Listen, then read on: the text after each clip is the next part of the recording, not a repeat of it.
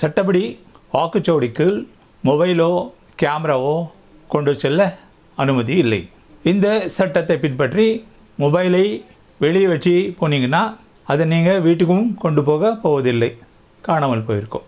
நீங்கள் ரொம்ப நல்லவர், அதனால் எல்லா கட்சிக்காரங்களும் நல்லவங்க தான் என்று நினைச்சு மெஷினில் உள்ள எல்லா பட்டன்களையும் ஒன்று அமுக்கினா ஒரு ஓட்டும் விழாது.